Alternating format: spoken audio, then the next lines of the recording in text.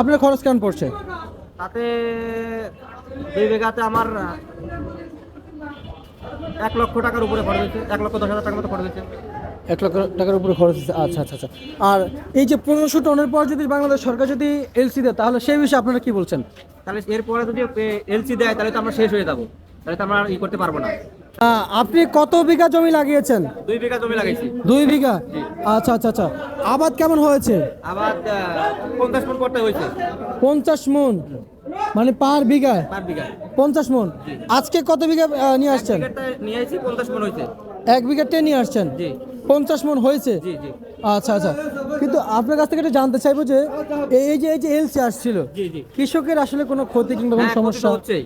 সমস্যা হচ্ছে? জি, সমস্যা হচ্ছে। আসলে এটা জানবো আসলে এখন তো কৃষকরা কৃষক ভাইয়ের ন্যায্য দাম পাচ্ছে। জি জি জি। কৃষক ভাইদের তো এখনো এলসি বাধা দেয় না এখন পর্যন্ত, না, না। আমরা যেটুকু জানি। হ্যাঁ, হ্যাঁ। কিন্তু আমাদের যে 1500 টন এলসির অনুমোদন দিয়েছিল, এটা তো আমাদের ব্যবসায়িকরা বলেছেন যে একদিনে কিন্তু 1500 টন চলে যায় কিংবা হাফ বেলায় 1500 টন চলে যায়। কিন্তু আপনারা কেমন বুঝতেছেন এই একদিনে তো বেচা বিক্রি তো রয়েছে এলসির বাজারে, এতে কি আপনাদের বাজারে প্রভাব পড়বে? এলসি তো আসছে, আজকেও 3 গাড়ি এলসি আইছে। আজকেও আইছে 3 গাড়ি, 3 ঘরে 3 গাড়ি নামছে। এলসি তো বিক্রি হচ্ছে।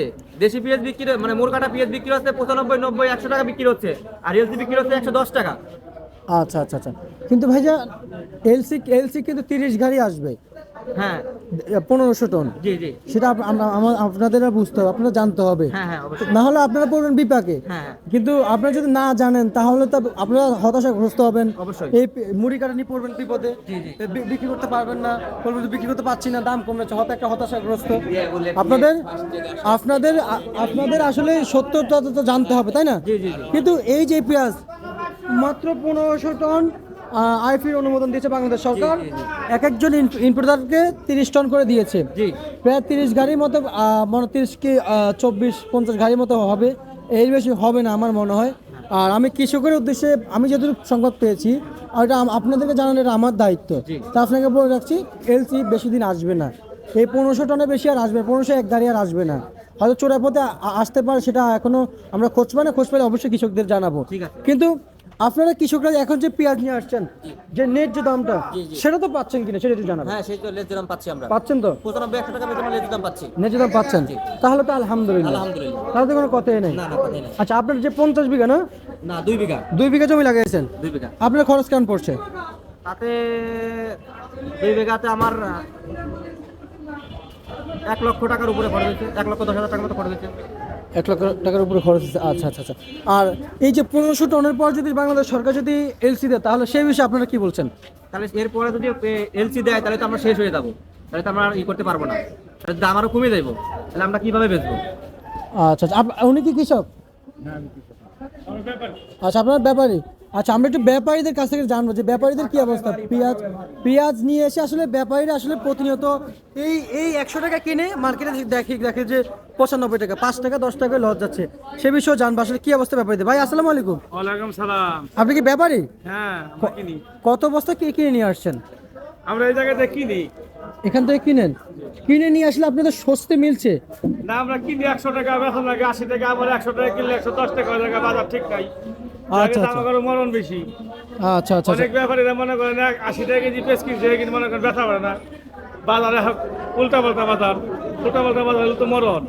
মরণ।